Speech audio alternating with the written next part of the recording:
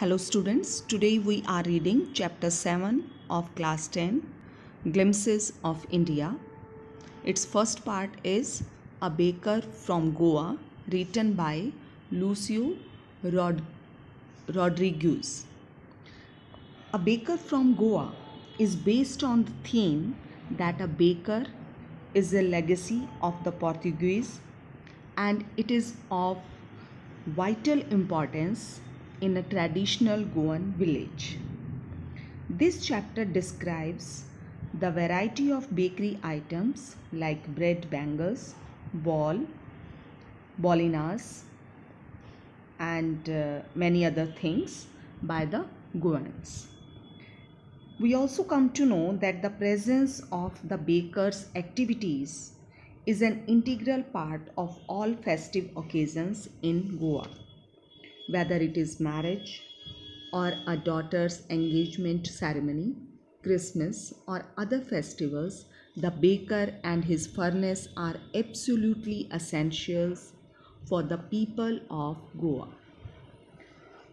The author wants to tell the readers that every area, state of India has one specialty or another which is not known by most of the people. Indirectly, the writer suggests to revive and preserve our old traditions that add to the rich diversity of India. Now come to the chapter. This chapter, A Baker from Goa, is a pen portrait of a traditional Goan village baker who still has an important place in his society. Now, let's move. Our elders are often heard reminiscing nostalgically about those good old Portuguese days, the Portuguese and their famous loaves of bread. So here we come to know the chapter just begins when here the writer wants to tell that the elders, our elders, that means the elders, many times fondly talk about the nice period of earlier time when people from Portugal were rulers of Goa. They also talk about Portuguese people and the big pieces of bread made during those days. So here loaves, that is the plural form of loaf. Those eaters of loaves might have vanished, but the makers are still there. People who used to eat loaves of bread may have now disappeared. What it means? It means nowadays people don't eat loaves of bread.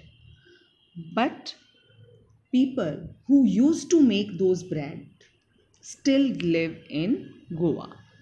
We still have amongst us the mixtures, the molders, and those who bake the loaves. So here the writer wants to tell the people who used to mix flour, mold that dough, and make loaves still live in Goa. Those age-old, time-tested furnaces still exist. And very old furnaces are still being used since very long time. The fire in the furnaces has not yet been extinguished. That means these furnaces are still in working condition. The third and the jingle of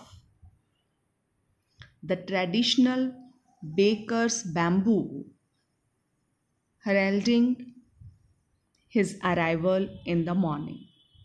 So the sudden, heavy sound and the musical sound, jingling sound made by the bamboos of the traditional bakers used to announce his arrival in the morning. And such sounds can still be heard in some places of Goa. What it means? It means that the tradition of bakers is prevailing in some parts of Goa. It is we can hear such sounds even now in some places of Goa. Maybe the father is not alive, but the son still carries on the family profession. These bakers are even today known as padder in Goa. So, probably the elders who used to make loaves are not alive now, but the next generation of youngsters are continuing the family profession of making bread, and these bakers are called padder in Goa.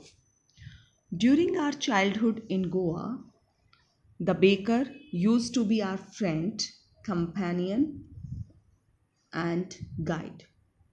So, when we were children, here the writer wants to tell that when they were children, the baker was their friend, colleague, or a companion and guide.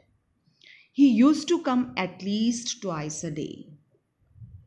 So, the baker used to come to their house at least twice in a day. How it was? Once when he set out in the morning on his selling round, and then again when he returned after emptying his huge basket. So, in the morning, he used to come at the start of his morning round to sell bread, and he also used to come after selling all the breads. And his big basket used to be empty at that time. The jingling thud of his bamboo woke us up from sleep, and we ran to meet and greet him. So, the writer just wants to tell that they woke up from their sleep by the thud and the jingling sound of the bamboos of the bakers, and they used to run out of their house to meet and welcome him. Why was it so? Was it for the love of the loaf? Not at all. So he just wants to clear this thing that they did not run out because they liked loaves of bread. That was not for the love of the loaf, that was something else. The loaves were bought by some peskin or bestin, the maid servants of the house. What we longed for was what we longed for were those bread bangles which we chose carefully, and sometimes it was sweet bread of special make. So he just wants to clear that the loaves of bread used to be bought by their maid servants. Their name has been given, like their surname used to be Paskin or Bestin, and they wanted to buy bread which was in the shape of bangles. And sometimes we can say baker used to bring specially made sweet bread. So that was the love for those bread bangers. They used to run, and they used to uh, run to meet him and greet him. The baker made his musical entry on the scene with the zang zang sound of his specially made bamboo staff. One hand supported the basket on his head, and the other banged the bamboo on the ground. The baker announced his arrival by the musical sound made by his long bamboo stick. His one hand supported the basket on his head, and he hit his bamboo staff on the ground by the other hand. Or that was, we can say, announcing his arrival, and he was just creating musical sound with the help of his bamboo stick. He would greet the lady of the house with good morning and then place his basket on the vertical bamboo. And we kids would be pushed aside with the mild rebuke, and the loaves would be delivered to the servant. So here he wants to tell that the baker used to say good morning to the lady owner of the house, and he would then put his basket on the bamboo, and we kids, that means the author, the writer, the narrator, just wants to tell that they used to gather around the scene, but they were given a mild scolding and asked to go away. And then the loaves of bread were given to the servants of the house. Then, but we would not give up. We would climb a bench or the parapet and peep into the basket. Somehow, I can still recall the typical fragrance of those loaves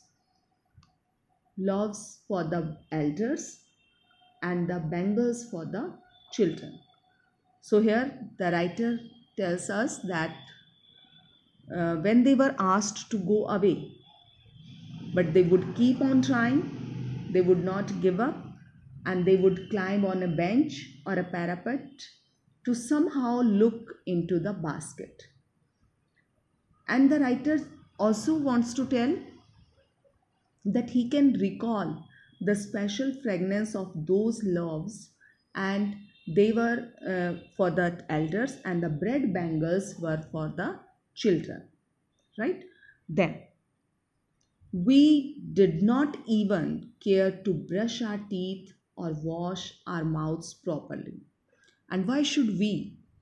Who would take the trouble of plucking the mango leaf for the toothbrush? And why was it necessary at all? The tiger never brushed his teeth.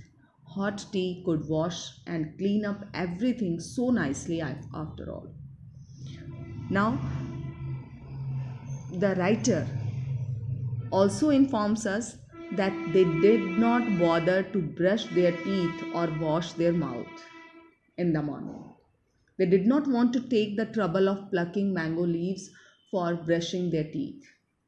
He just wants to tell us that we kids used to think why brushing of teeth is necessary. The tiger never brushes his teeth, and hot tea can wash and clean all our teeth very nicely. So we can say there is a humorous aspects also in this chapter, when the writer just wants to tell that at that time or in those days the children were not bothering about just brushing their teeth. Okay, now move to next. Marriage gifts are meaningless without the sweet bread known as the bowl, just as a party or a feast loses its charm without bread. Not enough can be said to show how important a baker can be for a village. So here we come to know that the marriage gifts were considered incomplete without sweet bread known as bowl. It means that marriage gifts always included sweet bread. Every party had bread as one of the food items. So it is not possible to write everything to prove that baker was very important to a village, to their society. Now, the lady of the house must prepare sandwiches on the occasion of her daughter's engagement. Cakes and bolinas are a must for Christmas as well as other festivals. Thus, the presence of the baker's furnace in the village is absolutely essential. So, it was necessary to prepare sandwiches on the occasion of the engagement of a daughter. Cakes and bolinas were very necessary on Christmas and other festivals. So, here he just wants to tell that it was very necessary to have a baker in every village. So the writer wants to tell us that baker has an important role in every village. The baker or the bread seller of those days had a peculiar dress known as the kabai. It was a single-piece long frock reaching down to the knees. In our childhood, we saw bakers wearing a shirt and trouser which were shorter than full length and longer than half pants. So the bakers of those days used to wear a strange dress known as kabai. And this dress was a frock, a single piece frock which used to reach up to the knees. Now, the writer tells us that in their childhood days, bakers had started wearing a shirt and trousers. But these trousers used to reach up to just below the knees. And even today, anyone who wears a half pant which reaches just below the knees invites the comment that he is dressed like a padder. So even today, if anyone wears such trousers, it is said that he is wearing dress of a padder. The baker usually collected his bills at the end of the month. Monthly accounts used to be recorded on some wall in pencil, and baking was indeed a profitable profession in the old days. The baker and his family never starved. So the writer tells us now about their profession. The baker normally used to collect money at the end of the month, and the record of monthly purchases used to be written by pencil on a wall. During those days, baking was a profitable profession. The baker and his family were never hungry. It means he could meet needs of his family. He, his family, and his servants always looked happy and prosperous. Their plump physique was an open testimony to this. Even today, any person with a jackfruit like physical appearance is easily compared to a baker. So the writer tells us that the baker, his family, and his servants all looked happy and rich. Their round body, their fat body was proof of this. Testimony means proof, evidence. Even today, anybody having round fat body is called a baker. He can be compared to a baker. Okay, so that's all. I hope you are able to understand this chapter. Thank you. Have a good day.